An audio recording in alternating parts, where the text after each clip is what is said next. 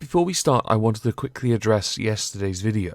I should have been a bit clearer when I said I like the idea of a publicly owned internet, as it is quite an interesting policy. However, I concede no political party could in fact introduce it without censoring it. And therefore it is a bad idea because of that, on top of the additional cost. One of the main reasons I covered it as a subject was because, to me, that was the most interesting policy brought forward by the Labour Party. The Conservatives haven't brought forward any policy of interest yet. They've kowtowed to basically keep corporation tax where it is to keep up with the spending of Labour. That's about it. I hope that offers clarity with what I meant. Now today I want to talk about a couple things. The first thing is something when it comes to Scotland. As we all know, the SNP want to leave the United Kingdom. The Scottish nationalists want to take Scotland out of the United Kingdom to rejoin the EU. Now, I have said many times, Spain will vote them down and veto any attempt at Scotland from joining the EU. There were many reasons for it. My main gripe with the SNP is they don't seem to have a plan. They're blind and arrogant to think the EU will take them, ignoring the influence of Spain. And Spain have a legitimate reason to be annoyed with them. A legitimate reason to veto them, which would put Scotland in a very dangerous position.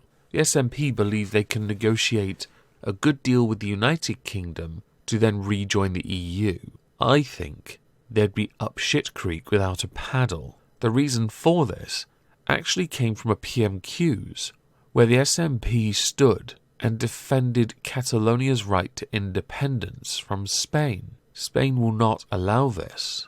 Whether you support Catalonia or not, that is irrelevant to the subject, where the overarching and all-encompassing government of the not really a country, Spain, has decided, no, you have stood up in Parliament and publicly declared your allegiance to Catalonia, who are bound by a constitution and legally to Spain. Therefore, Spain will not permit Scotland to join the EU. They would have to first renounce this, and Scotland won't. Well, the SNP won't.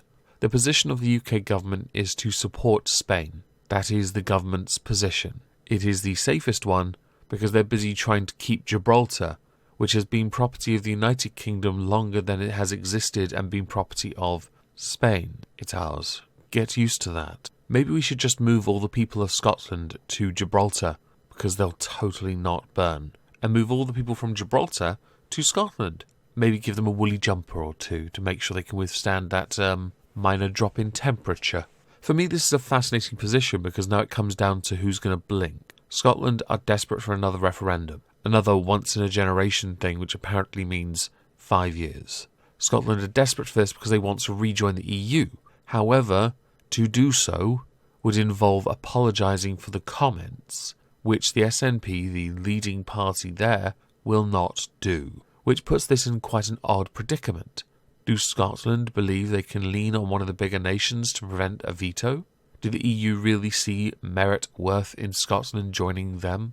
I mean, other than to say, we've got you surrounded, England, which doesn't mean shit, really, does it?